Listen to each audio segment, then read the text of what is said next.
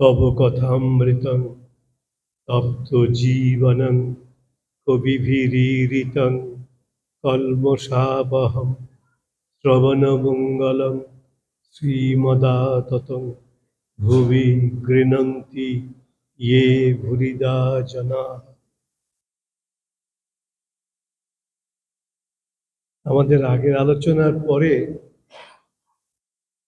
3 সপ্তাহ অতিক্রান্ত, অর্থাৎ আবার 3 সপ্তাহ পরে আমাদের এই আলোচনা হচ্ছে।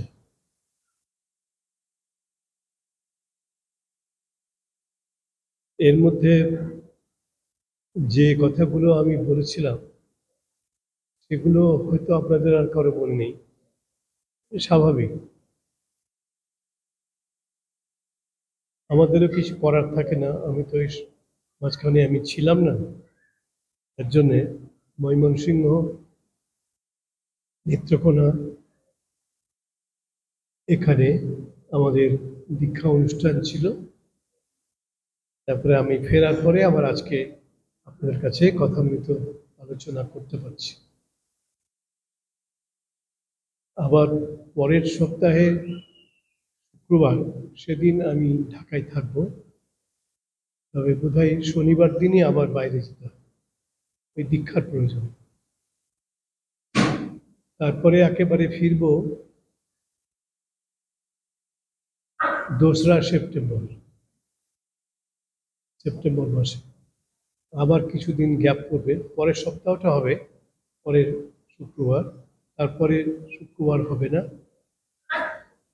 আমি আবার পরের সপ্তাহে বলে দেবো তো কতদিন পরে আবার আমাদের কথামৃত আলোচনা হবে।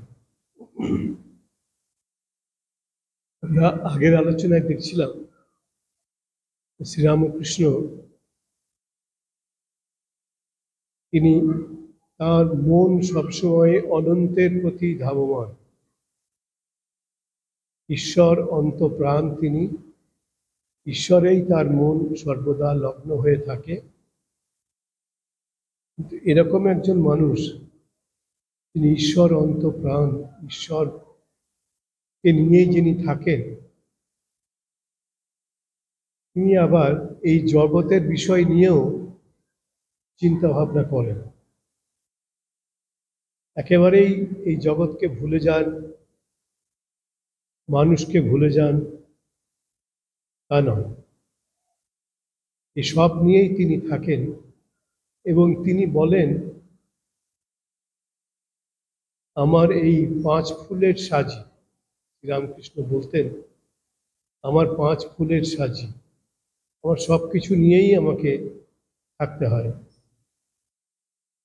এই যে 5 ফুলের সাজি, মানে মিশেল, সব রকম নিয়েই তাকে থাকতে হয়। কখনো একদম সমাধির গভীরে নিজেকে হারিয়ে ফেলছেন, আবার তিনি সেখান থেকে ধীরে ধীরে নামছেন, নামতে নামতে আবার এই পার্শ্বদের দেখছেন, যারা ভবিষ্যতে তার পার্শ্বদ হবেন, বিবেকানন্দজি বা ব্রহ্মানন্দজি, এদের দেখছেন। আবার এদের দেখে তিনি আবার একটু ওই দিকেও মন যাচ্ছে, এদিকেও মন যাচ্ছে। এদিকে বলা হচ্ছে, আপনারা দেখেন, আমরা ছোটবেলায় দেখেছি, তাঁতিদেরকে দেখেছি, তাঁতিরা কাপড় বুনতো। ওই তাঁতের একটা মাকু বলে জিনিস থাকে, সেই মাকুটায় দেখতাম এরকম করে টানেন, আবার এরকম করে টানেন, মাকুটা এদিক থেকে এদিক, ওদিক থেকে এইদিক চলছে, ওতে কাপড়টা বোনা হচ্ছে। অর্থাৎ একবার এদিকে একবার ওইদিকে যাওয়া। শ্রীরামকৃষ্ণের উপমা আছে নৌকার বাজ খেলার মতো। নৌকায় তখন বাজ খেলার মতো একটা প্রতিযোগিতা হতো, একবার এদিকে যাচ্ছে একবার এদিকে যাচ্ছে। এসব এখন উঠে গেছে। শ্রীরামকৃষ্ণের মনটা হচ্ছে ওরকম, শুধুই জগৎকে নিয়ে থাকছেন তা না, আবার অতি জগৎ বা অতি মানুষ, শ্রী অরবিন্দের কথা, তাতেও থাকছেন না। কখনো সেখানে থাকছেন, কখনো সেখান থেকে নেমে আসছেন, এই পৃথিবীতে এই মানুষের মধ্যে থাকছেন। আমরা আমাদের ছাত্র অবস্থায় উইলিয়াম ওয়ার্ডসওয়ার্থের একটি কবিতা পড়েছিলাম। সেদিন আপনারা সেই কবিতাটি পড়েছেন কিনা। কবিতাটির নাম to the skylark. To the skylark. আর একটা এই স্কাইলার্ক পাখিটাকে নিয়ে আরেকজন বিখ্যাত কবির কবিতা আছে, তার নাম পিবি শেলি। তিনি একজন বিখ্যাত কবি। একই যুগের, রোমান্টিক যুগের উইলিয়াম ওয়ার্ডসওয়ার্থ আবার পিবি শেলি। শেলির একটি কবিতা আছে, তার নাম টু এ স্কাইলার্ক। আর ওয়ার্ডসওয়ার্থের একটি কবিতা আছে, যেটা হচ্ছে টু দি স্কাইলার্ক। সেই ওয়ার্ডসওয়ার্থের স্কাইলার্ক ছোট্ট একটা পাখি, এই বুলবুল পাখির মতো অনেক উঁচুতে আকাশে উঠতে পারে। ওয়ার্ডসওয়ার্থ বলছেন, এই নিঃসীম শূন্যে সেই পাখিটি উড়ে যাচ্ছে, কিন্তু তার মনটা কোথায় আছে? ওয়ার্ডসওয়ার্থ বলছেন, তার মনটা আছে পৃথিবীতে, মাটিতে, যেখানে তার পরিবার আছে, তার স্ত্রী এবং তার শাবক, তারা সব রয়েছে, সেখানে তার মনটা রয়েছে। যতই দূর আকাশে, নিঃসীম আকাশেতে সে উড়ে যাক না কেন, তার মনটা রয়েছে এই পৃথিবীতে, যেখানে তার পরিবার অবস্থান করছে। সেখানে একটি খুব সুন্দর কথা ওয়ার্ডসওয়ার্থ লিখেছেন ওই কবিতার শেষের দিকে। ওই পাখিটিকে লক্ষ্য করে বলছেন, true to the kindred points of heaven and earth. একবার সেই দূর স্বর্গের দিকে চলে যাচ্ছে, আবার আর্থ মানে পৃথিবীর দিকে নেমে আসছে। এই দুই প্রান্তের সঙ্গে সে একটা সংযোগ রক্ষা করছে। শ্রীরামকৃষ্ণের জীবনটাকে দেখি, তার মন ওই অনন্তের প্রতি ধাবমান, সবসময় ওই দিকেই মনটা যেতে চায়, কিন্তু আবার তিনি মনটাকে নিয়ে আসছেন এই পৃথিবীতে, এই পৃথিবীর মানুষের সঙ্গে কথা বলছেন, রঙ্গরস করছেন, এমন হাসাচ্ছেন। এইসব ছেলেরা যখন নরেন, রাখাল, ছোট ছোট ছেলে, তারা বলছে আর হাসাবেন না, আমাদের পেট ব্যথা করছে, এরকম হাসাতেন অতি। অর্থাৎ একবার নিঃসীম শূন্যের দিকে তার চলে যাওয়া, আবার এই মাটির পৃথিবীতে তার নেমে আসা, নেমে তিনি এই দুটি এক্সট্রিম পয়েন্টের সঙ্গে মেলবন্ধন করছে, একটা সেতু বন্ধন করছে। আমরা দেখব শ্রীরামকৃষ্ণ, যিনি এই ধ্যান পরায়ণ মানুষ, মায়ের সঙ্গে থাকেন, মাকে নিয়ে থাকেন,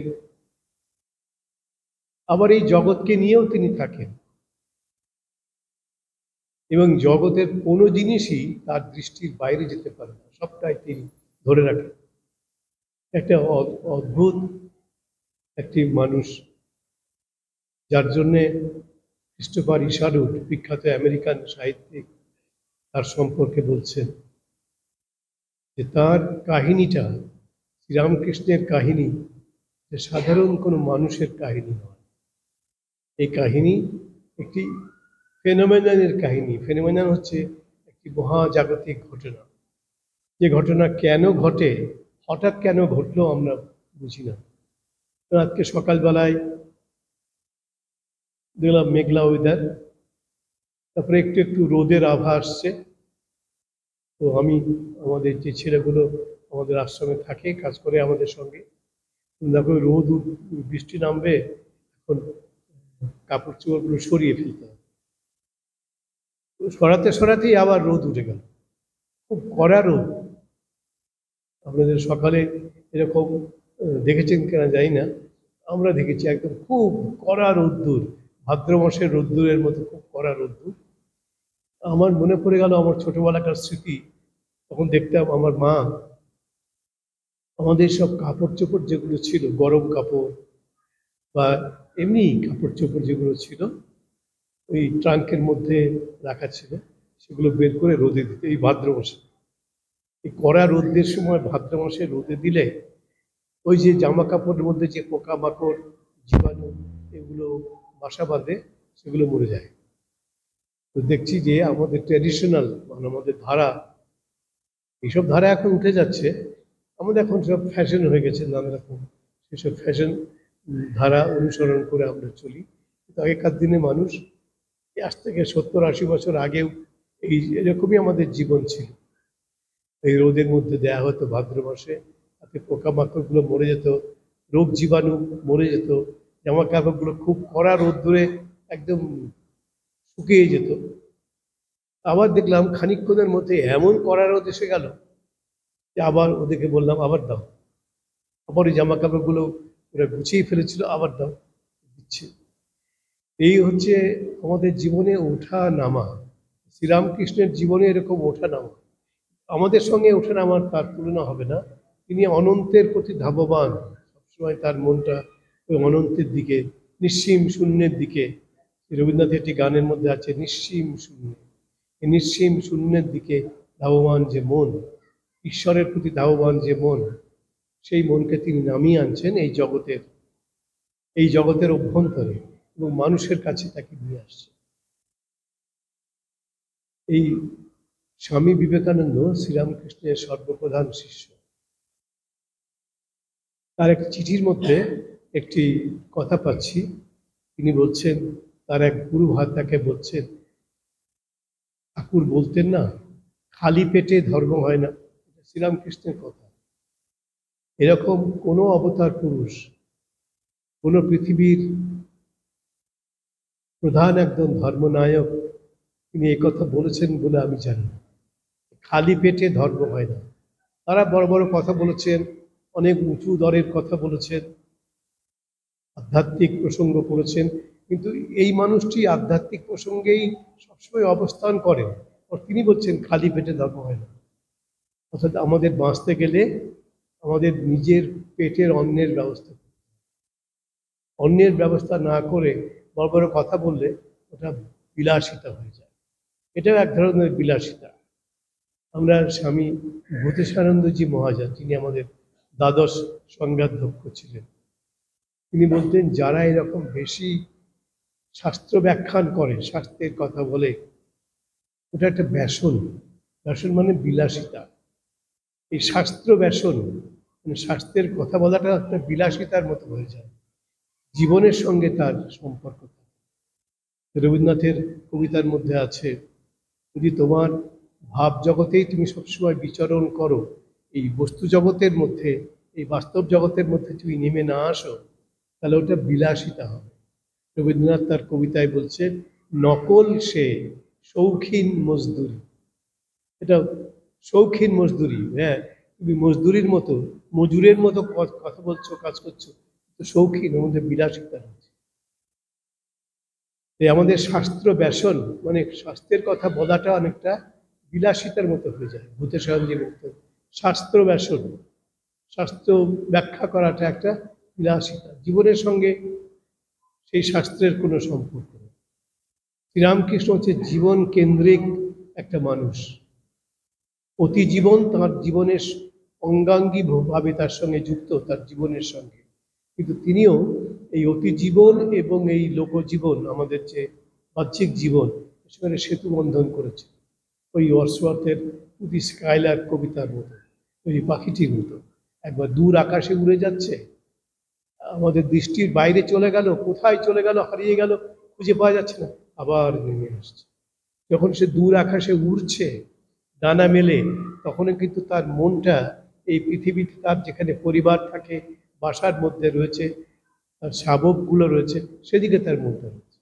তাহলে বলছেন true to the kindred points of heaven and earth. আকাশ এবং পৃথিবী দুটো বিরাট দূরত্বের, এই দুইয়ের মধ্যে সেই পাখিটি, ওই স্কাইলার্ক পাখিটি একটা মেলবন্ধন ঘটিয়ে চলছে। আসলে যখন আমরা মেলবন্ধন করতে পারি, মানে দূরের সঙ্গে নিকটের, স্বর্গের সঙ্গে পৃথিবীর যখন মেলবন্ধন, সেতুবন্ধন করতে পারি, সেটাই সত্যিকারের আমাদের জীবন। তাই শ্রীরামকৃষ্ণেরই একটা কথা ধার করে বলি। শ্রীরামকৃষ্ণ বলছেন, যে সমন্বয় করেছে সেই লোক, যে সমন্বয় করেছে, হারমোনাইজ করেছে, সিঙ্কোনাইজ করেছে, সেই হচ্ছে ঠিক লোক, যে সমন্বয় করতে পেরেছে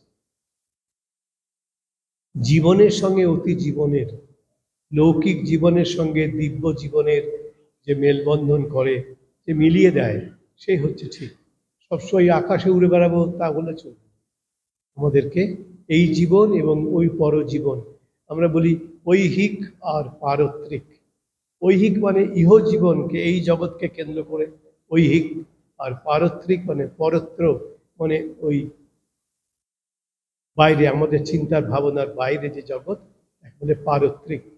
ধর্মটা হচ্ছে পারত্রিক, আর এই খাওয়া পড়া, গল্প করা, চাষবাস করা, চাকরি বাকরি করা, এগুলো হচ্ছে ঐহিক।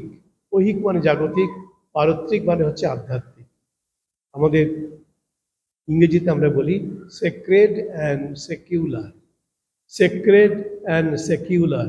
সেক্রেড মানে হচ্ছে পারত্রিক, আর সেকুলার মানে হচ্ছে জাগতিক।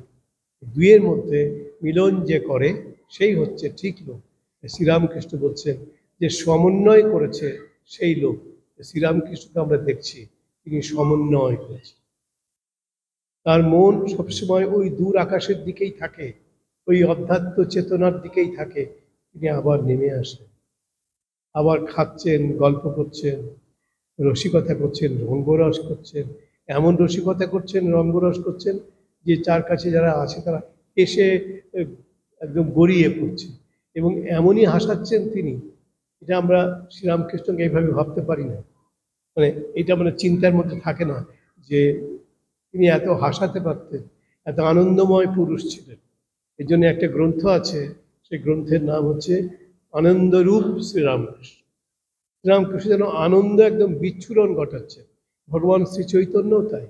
যখন সমাধির মধ্যে থাকতেন, ওই অন্তর্জীবনের মধ্যে থাকতেন, তখন তো হারিয়ে যাচ্ছেন, নিজেকে কোথায় রাখছেন তিনি নিজেই জানেন না।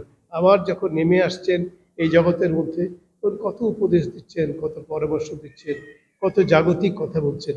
ওই ঐহিক এবং পারত্রিকের মধ্যে তিনি মেলবন্ধন ঘটাচ্ছেন।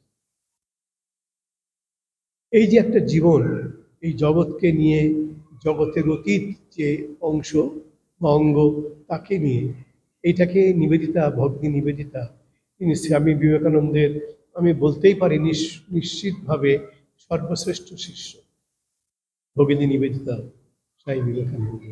তিনি যখন স্বামী বিবেকানন্দের যে প্রধান গ্রন্থগুলো, complete works of Swami Vivekananda, তিনি তার ভূমিকা লিখেছেন। এই ভূমিকায় বলছেন, henceforth there was no distinction between the sacred and the secular. Henceforth there was no distinction between the sacred and the secular. Sacred মানে অতি জাগতিক, আর সেকুলার মানে হচ্ছে জাগতিক। এই দুইয়ের মধ্যে কোনো পার্থক্য থাকছে না। নিবেদিতা বলছেন স্বামীজির আদর্শকে ব্যাখ্যা করতে। আচ্ছা, স্বামীজি একটা মেলবন্ধন করেছেন সেকুলার এবং সেক্রেট, জাগতিক এবং পারত্রিক, এই দুইয়ের মধ্যে একটা মেলবন্ধন করেছেন। শ্রীরামকৃষ্ণকে আমরা দেখছি তিনি সমাধির গভীরে নিজেকে হারিয়ে ফেলছেন, আবার সেখান থেকে নেমে এসে এই রঙ্গরস, মস্করা, হাসি ঠাট্টা এসব করছেন। তা আমরা দেখছি শ্রীরামকৃষ্ণ যিনি সমাধির মধ্যে থাকেন সাধারণত, তিনি কি করছেন? হ্যাঁ গা, কেশব কেমন আছে? কেশব মানে কেশবচন্দ্র সেন, এটা আমরা আগের দিনে বলেছিলাম। হ্যাঁ গা, কেশব কেমন আছে? বড় অসুখ করেছিল।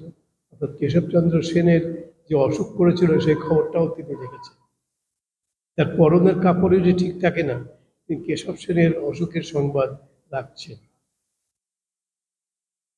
মাস্টার বলছেন, আপনি বলে নিন, তারপর আপনি বললে আমি বলবো না। এই জন্য মোবাইলগুলো এখানে নিয়ে আসা উচিত। মাস্টারমশাই বলছেন, আমিও শুনেছিলাম বটে, এখন বোধহয় ভালো আছে। আমিও শুনেছিলাম তিনি অসুস্থ হয়েছেন, এখন বোধহয় ভালো আছে। আমি আগের দিনই বলেছিলাম, আমাদের একটা স্বভাব হচ্ছে, আমরা বলি বোধ হয়, হ্যাঁ এরকম হয়, এরকম হতে পারে, এই হতে পারে, হয়, বোধ হয়, এসবগুলো আমাদের স্বভাব। ডেফিনিট ভাবে কিছু বলতে পারি না, এরকম হয়েছে, এরকম হয় না, বোধ হয়, হতেও পারে, নাও হতে পারে। শ্রীরামকৃষ্ণ এই যখন জগতের লোক না, তিনি স্ট্রেট ডেফিনিট, হ্যাঁ হ্যাঁ, না তো না, একদম ডেফিনিট বলবেন। আমাদের স্বভাব হচ্ছে ডেফিনিট বলি না, আমরা ইনডেফিনিট বলি। তারপরে আমি বলেছিলাম, আগের দিনের প্রসঙ্গে বলছি, শ্রীরামকৃষ্ণ, আমি আবার কেশবের জন্য মার কাছে ডাব চিনি মেনেছিলাম। এই কলকাতার, উত্তর কলকাতায় বিখ্যাত কালী মন্দির আছে, হয়তো আপনারা বাংলাদেশেও তার কথা জেনে থাকবেন, বলে ঠনঠনের কালীবাড়ি। ঠনঠনের কালীবাড়ি, এটা কলেজ স্ট্রিটের কাছে, ক্যালকাটা ইউনিভার্সিটির কাছাকাছি ঠনঠনের কালীবাড়ি। সেখানে যিনি কালী মন্দিরে রয়েছেন, মা কালী, তিনি হচ্ছেন মা সিদ্ধেশ্বরী। শঙ্কর ঘোষ নামে একজন মাতৃ সাধক প্রায় 200-250 বছর আগে এই মা কালীকে আবিষ্কার করেছে।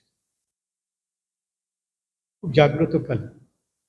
ওর কাছে ডাব চিনি মানত করে, মানে ভক্তরা ডাব চিনি মানসিক করে, যে মাকে যদি বলে মা তোমাকে ডাব চিনি দেব, ডাবের ভেতরে চিনি, অনেকে আগে এই ডাবে চিনি দিয়ে খেতে। এখন তো সব সুগারের অসুখ অধিকাংশ মানুষের, একটু বয়স হলেই সুগার হয়ে যায়, আবার কম বয়সীদেরও সুগার হয়ে যাচ্ছে। এখন আর চিনি ফিনি খাওয়ার কথা লোকে ভাবতেই পারে না। এখন এই আমি কদিন আগে গেছিলাম নেত্রকোনায়, সেখানে গয়ারাত বলে একজন মোদক, মানে মিষ্টান্ন প্রস্তুতকারক, তাদের একটি মিষ্টির দোকান আছে, গয়ানাথ মিষ্টান্ন ভাণ্ডার। ওরা আমাদের মঠের ভক্ত, ওই গয়ানাথের উত্তর পুরুষ আমাদের মঠের ভক্ত। ওর একটা বিখ্যাত মিষ্টি আছে, বালিশ মিষ্টি, বিশাল একটা মতো বালিশের মতো চেহারা, মানে পান্তুয়া, অনেক বড় পান্তুয়া, দেখুন খুব বিখ্যাত ওটা। তো আমি যখন এলাম তখন একটা আমার জন্য এত বড় একটা বালিশ মিষ্টি দিল। তো আমরা তো একা খেতে পারবো না, অন্তত 10-15 জন মিলে একটু একটু করে খেতে হবে। আমাকে একটু দিয়েছিল। আমার যেহেতু সুগার আছে, আমাকে মিষ্টি ফিষ্টি দেয় না, আমি খাইও না, তো আমাকে দিয়েছে। আর সেই ভক্তটিও চান একটু আমি গ্রহণ করি, আমি একটু গ্রহণ করলাম। আমার ভয় লাগছিল যে বেশি মিষ্টি হলে তো খেতে পারবো না, দেখলাম একেবারে কম মিষ্টি। আজকাল মিষ্টির দোকানে দেখা যাচ্ছে তারা বুঝেছেন যে লোকে এখন বেশি মিষ্টি খায় না, যে মিষ্টির মধ্যে কম মিষ্টি দিয়ে মিষ্টি তৈরি করে। এটা কিন্তু খেতে ভালোই লাগে, যারা খান তারা মিষ্টি কম যদি খান দেখবেন ভালো লাগবে। আমাকে দিয়েছে একটা, বেশ অনেকটাই দিয়েছে। আমি একবার ভাবছি খাবো কি খাবো না, কিন্তু আমাদের স্বভাব তো ডেফিনিট নয়, তো খাবো কি খাবো। আমাদের একজন সন্ন্যাসী, আমাদের একজন শিক্ষক ছিলেন নরেন্দ্রপুরে, তিনি আর একজন সন্ন্যাসী তার বন্ধু, তাকে মজা করে বলতেন, ও কোনো ব্যাপারে ঠিক ঠিক কথা বলে না, এটাও হয় ওটাও হয়, আরে এটাও হয় ওটা হয় কি, যেটা হয় সেটা বলো। সে তার বন্ধু তো, তাই বলছে। তাই বলছে মাছও খাবো মাংস খাবো, তা কি করে হয়? বলছে মাছে যদি যাই খেতে যাই তাহলে মাছে কাঁটা আছে, আবার যদি মাংস খেতে যাই তাহলে মাংসে হাড় আছে, তাহলে মাংস খাবো না মাছ খাবো? মাছে কাঁটা মাংসে হাড়, এই যে দোনমনা ভাব, দোলাচল চিত্ততা, এটা হচ্ছে মানুষের স্বভাব। তাই শ্রীরামকৃষ্ণ একদম ডেফিনিট, ওই রকমের মধ্যে এও হয় ও হয়, এর মধ্যে তিনি নেই। ডেফিনিট এটা হয় এটা হয় না, এরকম কথাবার্তা বলার তিনি লোক ছিলেন। তো বলছেন যে কেশবের কাছে আমি ডাব চিনি মানত করেছিলাম, কেশবের নামে, কেশবের জন্যে মায়ের কাছে, মানে মা ওই যে ঠনঠনে কালীবাড়ির মা সিদ্ধেশ্বরী, তার কাছে ডাব চিনি মানত করছিল যাতে কেশব ভালো হয়। কেশবচন্দ্র সেন বিখ্যাত ব্রাহ্ম সমাজের নেতা। এখন এই ব্রাহ্ম সমাজ, আগের দিনে বলেছিলাম, ব্রাহ্ম সমাজের লোক আর হিন্দু সমাজের লোক এদের মধ্যে ভাব ছিল না, অথচ ব্রাহ্ম সমাজের লোকগুলো তো আকাশ থেকে পড়েনি, হিন্দু ঘরের ছেলে, তারা তারা সব ব্রাহ্ম হয়েছে, ব্রাহ্ম হয়েছে। এখন ব্রাহ্ম হয়ে তারা হিন্দুদেরকে আর দেখতে পারে না, এখান থেকেই উৎপত্তি, উৎস এখানে, তাদেরকে আর দেখতে। এই আমাদের হয়। আমরা এই এই গেছিলাম ওই যে নেত্রকোনা ময়মনসিংহ, সেখানে আমাকে একজন প্রশ্ন করছে, এখন আমাদের বাড়িতে বাড়িতে আমরা লক্ষ্য করছি যে বাবা মাকে আর কেউ দেখে না, ছেলেরা মানুষ হয়ে গেল, বড় হয়ে গেল, উপার্জন কম হলো, কিন্তু বাবা মাকে আর দেখে না। এটা জগতের এখন একটা ঐতিহ্য হয়ে গেছে, এটা জগতের একটা বৈশিষ্ট্য হয়ে গেছে। যারা মানুষ করলেন বাবা মা, তাদেরকে আর ছেলেরা উপার্জনক্ষম হয়ে আর তাদের খোঁজ খবর নয় না, তাদের জায়গা হয় বৃদ্ধাশ্রমে। এটা এখন ট্র্যাডিশন হয়ে যাচ্ছে, বৃদ্ধাশ্রমে বাবা মাকে, বুড়ো বাবা মাকে ওখানে রেখে দেবে, মানে নিজেদের ঝামেলা চলে গেল, আর কিছু ঝামেলাই থাকলো না, তখন বৃদ্ধাশ্রমে থাকবে, খাবে খাবে, না খাবে না খাবে, তারা দেখবে, এদের আর কোনো সম্পর্ক নেই। এই হচ্ছে এখন আমাদের বাবা মার সঙ্গে সম্পর্ক। এটা কিন্তু আগে আমাদের ছিল না। আমাদের যে পরিবার ছিল আজ থেকে 100 বছর আগে, সেই পরিবারগুলো ওয়েল নিট, একদম একটার সঙ্গে একটা গাঁথা থাকতো। একটা পরিবারে কয়েক প্রজন্ম ধরে মানুষ থাকতেন। দাদু আছেন, ঠাকুমা আছেন, বাবা আছেন, জ্যাঠা আছেন, কাকা আছেন, কাকি আছেন, জেঠি আছেন, সব নিয়েই তাদের ছেলেমেয়েরা আছে, একটা একান্নবর্তী পরিবার। তখনকার যে দুর্গা ঠাকুর হতো আপনারা দেখেছেন, একটা চালের মধ্যে, একটা চালচিত্রের মধ্যে সবাই আছেন, মা দুর্গা আছেন, কার্তিক আছেন, গণেশ আছেন, লক্ষ্মী আছেন, সরস্বতী আছেন, এমনকি তাদের গৃহপালিত পশু যেগুলো সেগুলো আছে। এখন কি মূর্তি হয়েছে, এখন দুর্গা আলাদা, মহিষাসুর আলাদা, লক্ষ্মী আলাদা, সরস্বতী আলাদা, পরে কি করা হচ্ছে, অ্যাসেম্বল করা হচ্ছে, নিয়ে এসে সব লাগিয়ে দিচ্ছে, একটা জায়গায় বসিয়ে দিচ্ছে। তো আসলে সব আলাদা আলাদা আলাদা। এই যে আলাদা আলাদা হয়ে গেল, মানেটা কি?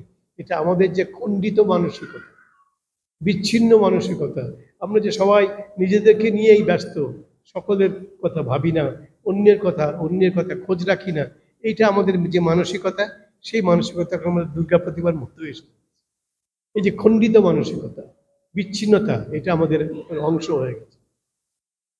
তাই শ্রীরামকৃষ্ণ এগুলো পছন্দ করতেন।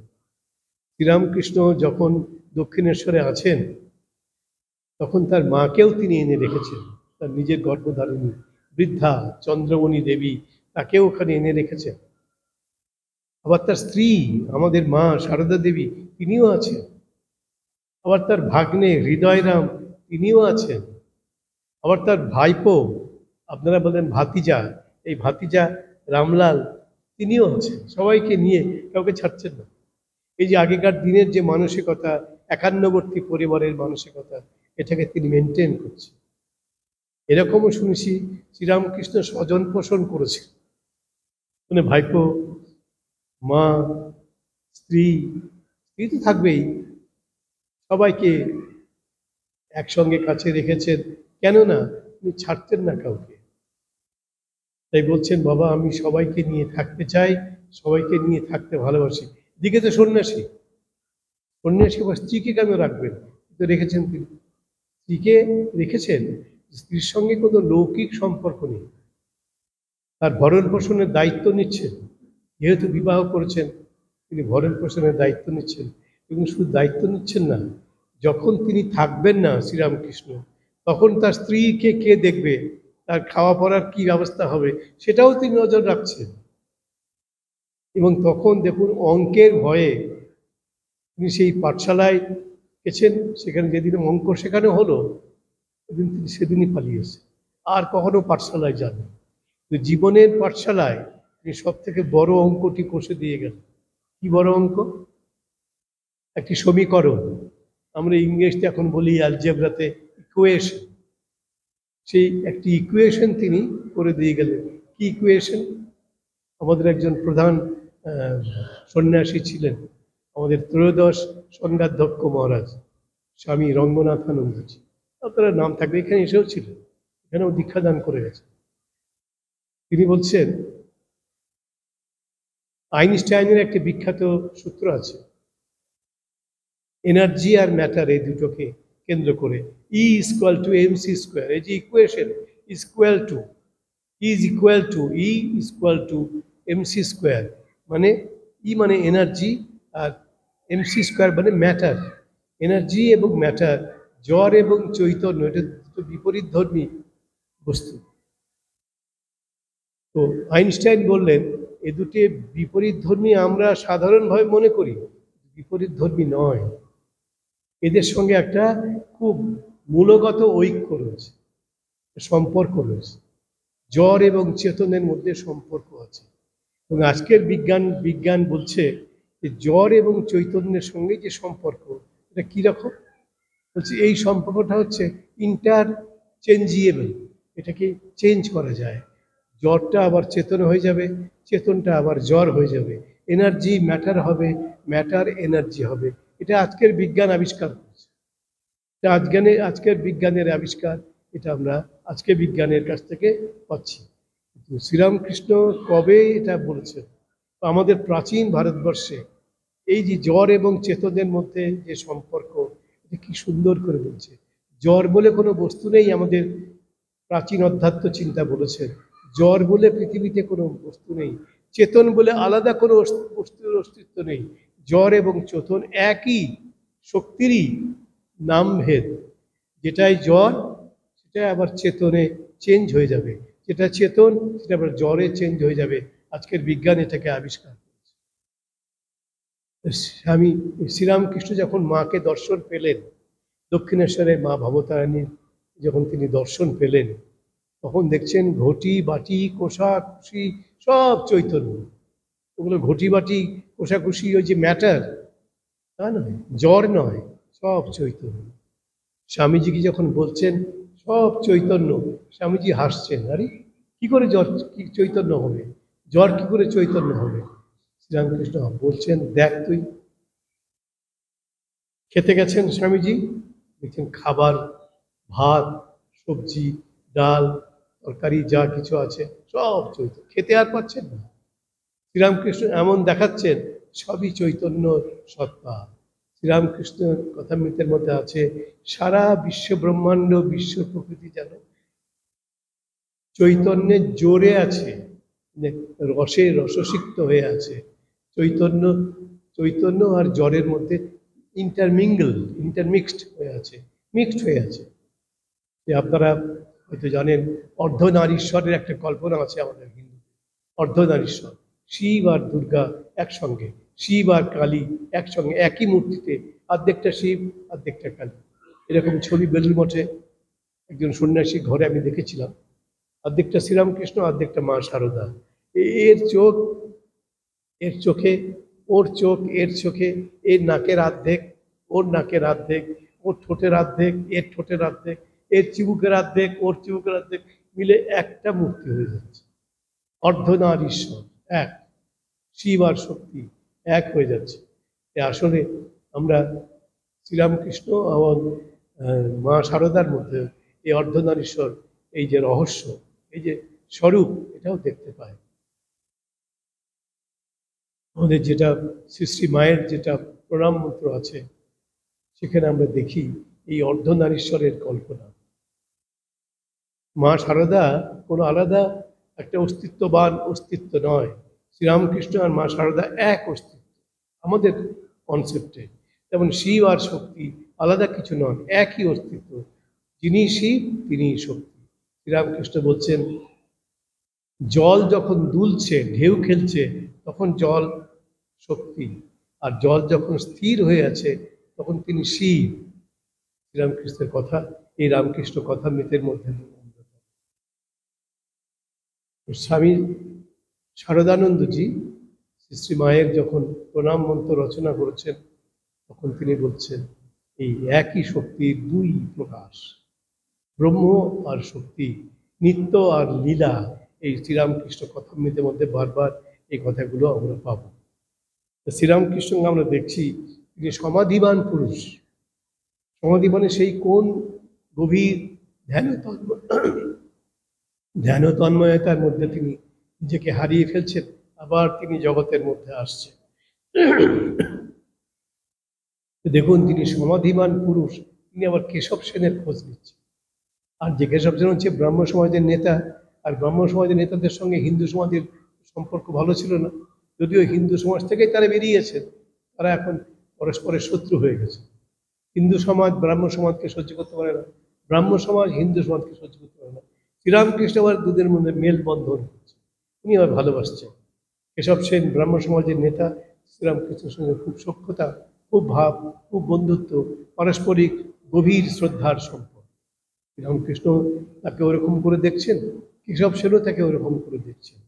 এটা হওয়ার কথা ছিল না, কিন্তু এটা যুগের প্রয়োজন সিদ্ধ করেছে এই শ্রীরামকৃষ্ণ এবং কেশব সেনের এই সখ্যতা এবং বন্ধুত্ব।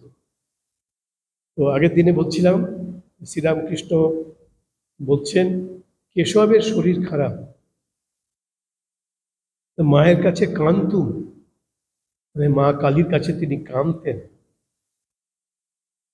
মা কেশবের অসুখ ভালো করে দাও, কেশব না থাকলে আমি কলকাতায় কার সঙ্গে কথা বলব? কলকাতায় কি আর লোক নেই? কেশব সেন ছাড়া কি আর কলকাতায় লোক নেই? শ্রীরামকৃষ্ণের যে ওয়েভ লেংথে তিনি থাকেন, কেশব সেন যে ওয়েভ লেংথে থাকেন, এই দুজনের ভাব হওয়ার কথা ছিল না। ব্রাহ্ম সমাজের লোক আর কালীবাড়ির পুজোরী, তাদের সব থেকে ঘৃণার বস্তু হচ্ছে কালী।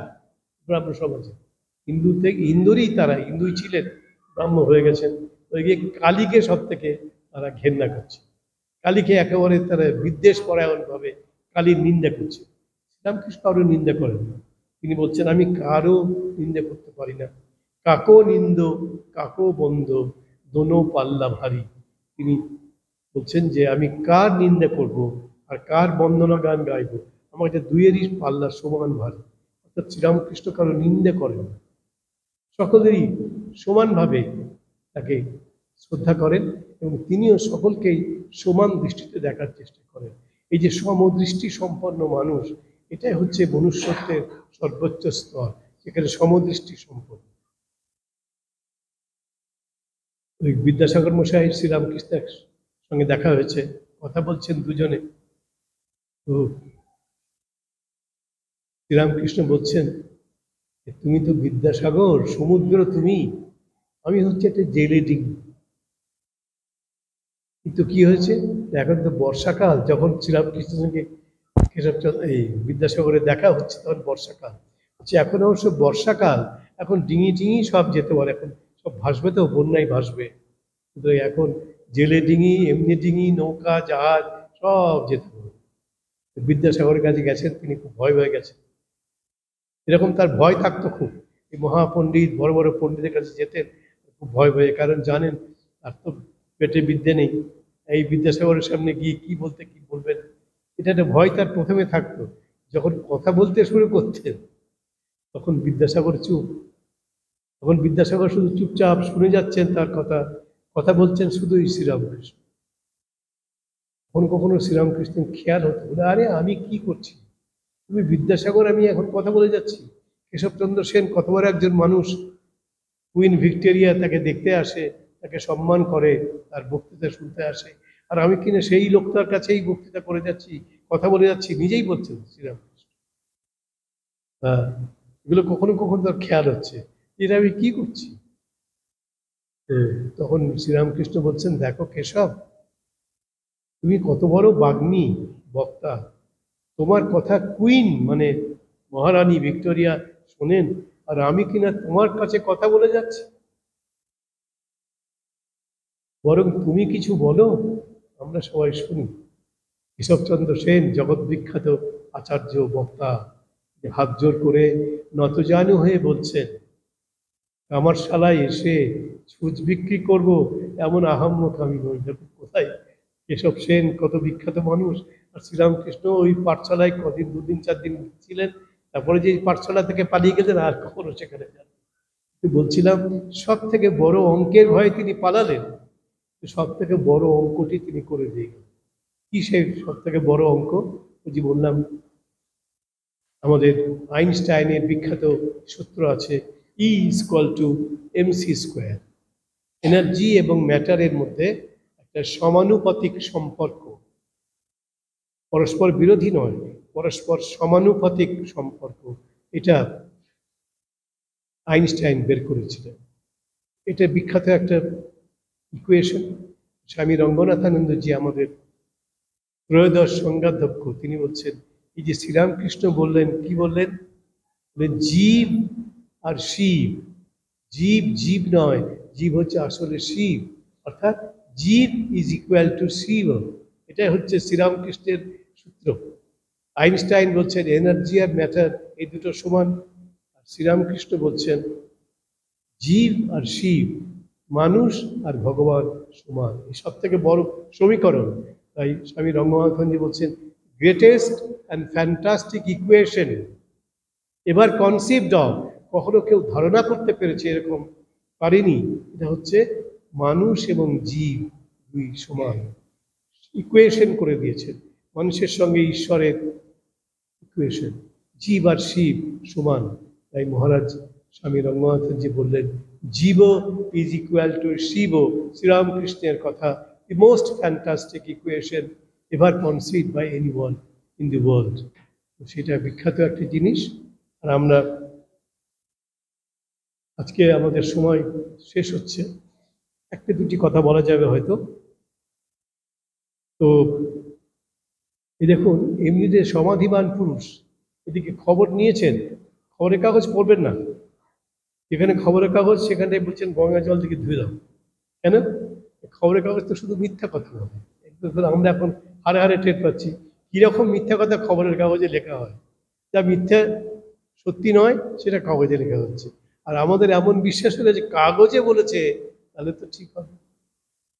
একদিন শ্রীরামকৃষ্ণ একদিন বলছেন যে, বুঝলে, সেদিন একজন এসে আমাকে বলছে যে আমি দেখে এলাম আমার চোখের সামনে বরানগরে, কলকাতায়, উত্তর কলকাতায়, যে একটা বাড়ি, বড় দালান বাড়ি হুড়মুড় করে ভেঙে পড়ে গেল। তখন একজন লোক বলছেন, কবে? ওই যে এই 2-3 দিন আগে এটা হয়েছে। ওই কাগজে তো বেরোয়নি। যদি ঘটনা যদি সত্যও হয়, কাগজে যেহেতু বেরোয়নি ওটা সত্য নয়। কই কাগজে তো বেরোয়নি, কি আমাদের মূর্খামি।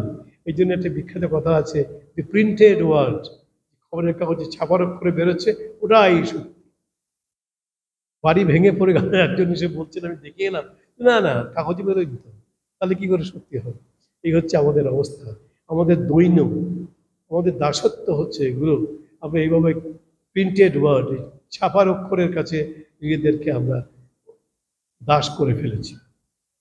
এই বলছেন যে হ্যাঁ গা, কুক সাহেব নাকি একজন এসেছে, শ্রীরামকৃষ্ণ বলছেন। দেখুন, কুক সাহেব এসেছে, এই সমাধিতে মগ্ন পুরুষ, তিনি এই খবরটাও রেখেছেন। কেউ বলেছে কাগজ তো পড়বেন না, তিনি কাগজ পড়েন না। কাগজ দেখলেই বলে ওটা পরিষ্কার করো, ওটা সরাও এখান থেকে, এই জায়গাটা গঙ্গা জল দিয়ে ধো, কারণ সব তো মিথ্যা কথা। কাগজ বানিয়ে মিথ্যা কথা, খবরের কাগজ বানিয়ে মিথ্যা কথা। শ্রীরামকৃষ্ণ কবে বলে গেছেন, এখন আমরা প্রমাণ করছি কি মিথ্যা কথা কাগজের মধ্যে লেখা হচ্ছে। যাই হোক, তো হ্যাঁ, কুক সাহেব নাকি একজন এসেছেন, একজন আমেরিকান পাদ্রী, খ্রিস্টান মিশনারি, তিনি খ্রিস্ট ধর্ম প্রচার করার জন্য ওই সময়ে এসেছেন। কেশবচন্দ্র সেনের সঙ্গে তার পরিচয় হয়েছে এবং কেশব সেন শ্রীরামকৃষ্ণকে জাহাজে, মানে স্টিমারে করে গঙ্গায় ভ্রমণ করিয়েছিলেন। সেদিন ওই গঙ্গাতে স্টিমারে, লঞ্চে ওই কুক সাহেবও ছিল। কেশব সেনের আমন্ত্রণে তিনি এসেছিলেন। হ্যাঁ, সে নাকি লেকচার দিচ্ছে। কথাটা বলছেন লেকচার, লেকচার বানান করতে পারবেন? শ্রীরামকৃষ্ণ ইংরেজি তো জানেন না, লেকচার দিচ্ছে। ওই কথাটা লেকচার, এটা বলবেন, বলতেই পারতেন ভাষণ দিচ্ছে, বক্তৃতা করছে, তা না, বলছে লেকচার দিচ্ছে। সে নাকি লেকচার দিচ্ছে। আমাকে কেশব জাহাজে তুলে নিয়ে গেছিল, কুক সাহেবও ছিল, অর্থাৎ কুকের সঙ্গে, জোসেফ কুক, একজন আমেরিকান পাদ্রী, তার সঙ্গে শ্রীরামকৃষ্ণ তাকে দেখেছিলেন। মাস্টারমশাই বলছেন, আমি এরকম শুনেছিলাম বটে, কিন্তু আমি তার কথা, তার লেকচার শুনিনি, আমি তার বিষয় বিশেষ জানি না। মাস্টারমশাই পরিষ্কার বললেন, আমি শুনেছি এই পাদ্রী কুক সাহেব এসেছেন আমাদের কলকাতায়, তার বিষয়ে আমি কিছু জানি না। এই যে জানেন না, এটা স্বীকার করে বলছে। আমাদের কেউ আমরা স্বীকার করতে চাই না, আমরা সব জানি, হ্যাঁ জানি, ওটা জানি, সব আমি জানি। দেখুন, মাস্টারমশাই বৈশিষ্ট্য হচ্ছে, আমি শুনেছি তিনি এসেছেন কলকাতায়, তার কথা শুনেছি, কিন্তু তার লেকচারের বিষয়ে আমি কিছু জানি না। শ্রীরামকৃষ্ণ বলছেন, এটা মাস্টারমশাই বলছেন শ্রীরামকৃষ্ণকে, তার লেকচারের কথা, আমি, তিনি এসছেন কলকাতায়, আমি শুনেছি, তার লেকচারের ব্যাপারে আমি কিছু জানি না। অর্থাৎ পরিষ্কার বলে দিচ্ছেন, যেটা আমি জানি না সেটা আমি স্বীকার করব, যেটা আমি জানি সেটাই স্বীকার করব। এটা যে শ্রীরামকৃষ্ণের সত্যসন্ধ পুরুষ, তো তার যারা পার্ষদ হবেন এরপরেই, এই তো তৃতীয় দর্শন হচ্ছে, এটা দ্বিতীয় দর্শনে তারপর তখন তাকেই তাকে গুরু বলে মেনে নিয়েছেন। সেটাও আমরা বলে এসেছি আগে আলোচনাতে, যে দুবার দর্শন হলো, এর মধ্যেই মাস্টারমশাই শ্রীরামকৃষ্ণকে গুরু বলে স্বীকার করে নিয়েছে। কখন করলেন জানি না, কিন্তু করেছেন বলে গুরুর প্রণাম মন্ত্র তিনি কেন ব্যবহার করেছেন এই কথা মধ্যে। দেখ, আজকে আমরা এখানে শেষ করি। আমরা পরের শুক্রবার আবার কথা মধ্যে আলোচনা করব, এটা আপনাদের জানিয়ে রাখলাম। তারপরে হয়তো কিছুদিন বন্ধ থাকবে।